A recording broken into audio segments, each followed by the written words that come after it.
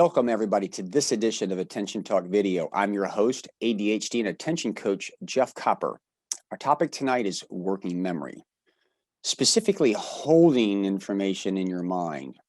Now, I'm not talking about long-term memory, retrieving stuff in the past. This is actually things that you need to remember as you're working with them or through a day that you're holding. And I want to illustrate what kind of a tangible way of thinking about this so you can begin to understand how this plays out in your life and some of the challenges that you might have in order to give you some insight on how to maybe manage this. So imagine that you have to remember 15 things, and we're going to name them 1 through 15. But your mind can only hold 5 at one time, or your working memory can only hold 5. As you recall a number that you've forgotten, note is that you have to forget a number that's in your mind. So real quickly, I'm not starting the simulation yet, but if you have 1, 2, 3, 4, 5, and you remember the number 7 and you forget the number 5, okay, 7 came in and 5 left, so you have 5 that are left.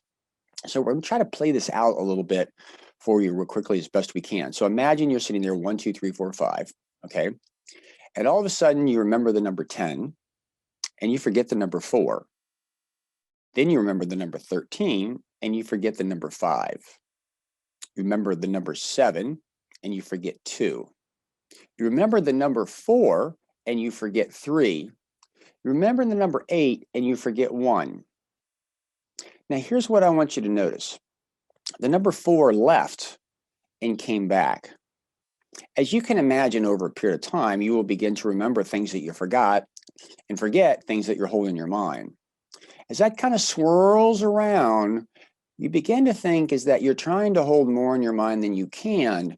And if you think about it, if you're getting evidence that you're forgetting things, like I forgot 4 and it came back. So you've got some insight that you're maybe not remembering everything at one time. When you think about it, that sounds a lot like worry. Well, anxiety, I learned this from Dr. Sharon Saline, is the physical manifestation of worry.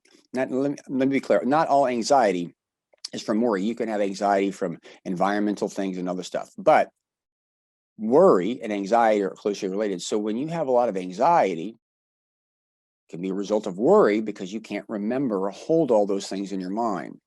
Lots of anxiety can lead to overwhelm, which is an emotional response, and you become paralyzed. You can't really even kind of move. I've coached people before where they come in there overwhelmed and I just ask them questions. What do we have to do today? As they begin to write them down, they externalize it. Once it's on a piece of paper, they no longer have to worry about remembering it. And it's this interesting thing because they're overwhelmed.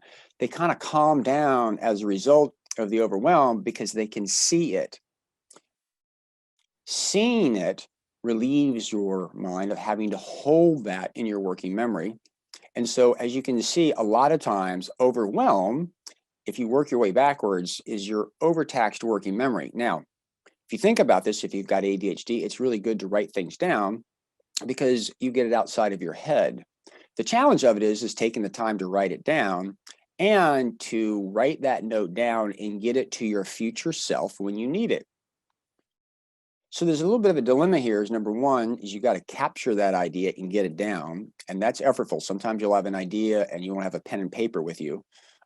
Literally, I've had people where we tied a dental floss around their neck with a pen, where they write on their hand because it's by the time they go find pen and paper, they've forgotten it. So the challenge is putting it down, and then you have to get that note somehow to yourself in the future where you'll need that. How you do that and what's best for you depends on the particular individual. People like technology because they put it in the technology. The problem is you can't see it. It's out of sight, out of mind. Other people like paper. Challenge of paper is how do you get it to your future self? The point of this video is not to get into the organizational piece of it, but if you have a lot of anxiety or if you're relying a lot on your memory, I hope that you can begin to see there's a fundamental problem with this, that you can't hold it in your mind and that you have to problem solve for that.